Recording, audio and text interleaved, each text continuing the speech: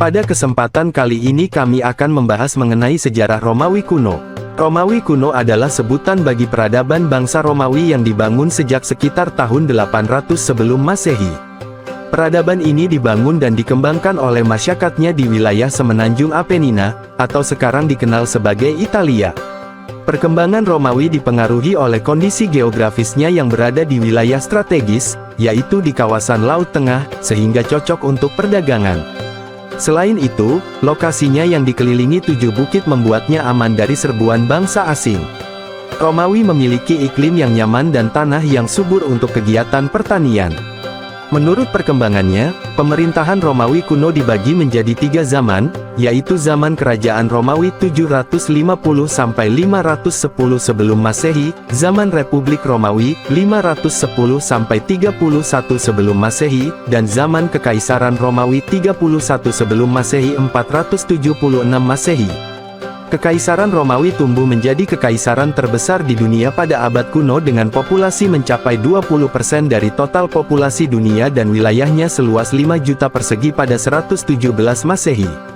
Menurut cerita rakyat, munculnya peradaban Romawi kuno diawali dengan didirikannya kota Roma oleh 2 pemuda bernama Remus dan Remulus pada 750 sebelum Masehi. Kedua tokoh tersebut adalah anak kembar dari Rea Silva, keturunan seorang pahlawan dari Troya. Penguasa pertama Romawi adalah Romulus, dengan daerah kekuasaan terbatas di kota Roma dan sekitarnya. Pada 550 sebelum Masehi, kota Roma dikuasai oleh bangsa Etruska, keturunan orang Mycenae yang berlayar dari Yunani. Perubahan sistem pemerintahan kemudian terjadi secara dramatis pada 509 sebelum Masehi, ketika rakyatnya menggulingkan Raja Tarquin, raja terakhir di kerajaan Romawi. Zaman Republik Romawi dimulai pada 510–31 sebelum Masehi. Pada mulanya, sistem pemerintahannya bersifat aristokrat. Republik ini kemudian tumbuh menjadi suatu imperium dengan wilayah kekuasaan yang sangat luas, meliputi seluruh wilayah Laut Tengah. Pada 264 sebelum Masehi, Romawi berhadapan dengan Carthagia, bangsa yang menguasai wilayah Afrika Utara dan Mediterania Barat. Kedua bangsa ini kemudian bertempur dalam Perang Punik, di mana Romawi berhasil menghancurkan peradaban Carthagia sepenuhnya. Nasib Republik berubah ketika muncul 3 serangkai yang disebut triumvirat. Mereka adalah Julius Caesar, Pompeius, dan Crassus. Pada 66 sebelum Masehi, 3 serangkai ini menyerbu Roma untuk menggulingkan Republik.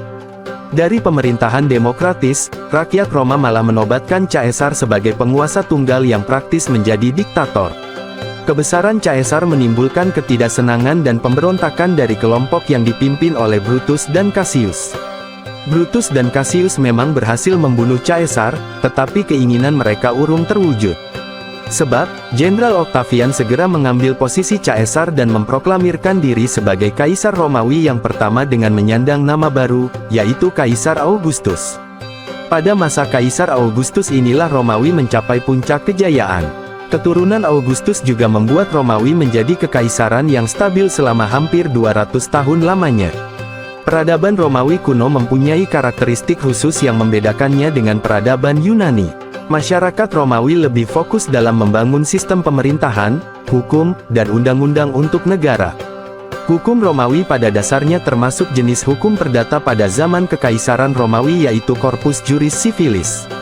Corpus Juris Civilis adalah kumpulan undang-undang yang dikeluarkan dari tahun 529 hingga 534 atas perintah Kaisar Bizantium, Justinianus I.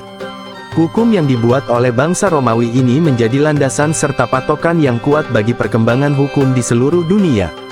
Sementara situasi Romawi saat itu yang belum stabil membuat negara harus selalu siap terhadap berbagai macam serangan. Untuk mempertahankan eksistensinya, Romawi mempunyai 2 modal utama, yaitu pemerintahan dan pembentukan angkatan militer. Pasukan Romawi pun dikenal sangat kuat karena dilatih dengan baik dan sangat disiplin. Karakteristik peradaban Romawi kuno lainnya adalah inovasi yang mengagumkan di bidang arsitektur.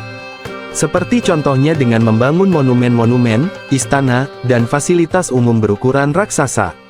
Selain itu, peradaban Romawi kuno mempunyai andil besar dalam perkembangan bahasa, agama, tata kemasyarakatan, teknologi, hukum, politik, kesenian, dan masih banyak lainnya. Pada masa pemerintahan Theodosius, Kekaisaran Roma dibagi menjadi dua bagian, yaitu Roma Barat dengan ibu kota di Roma dan Roma Timur dengan ibu kota di Konstantinopel. Pembagian ini didasari oleh serangkaian ancaman suku barbar yang selama puluhan tahun telah mengganggu stabilitas negara. Akan tetapi, pada kenyataannya pembagian wilayah ini justru mendorong keruntuhan Kekaisaran Romawi. Segera setelah kematian Theodosius, kekacauan terjadi dan pemerintahan Roma di barat mengalami keruntuhan pada 476 usai dikalahkan oleh orang-orang barbar. Terima kasih sudah mengikuti video-video kami, jangan lupa share, like dan subscribe agar bisa selalu mengikuti update video dari kami.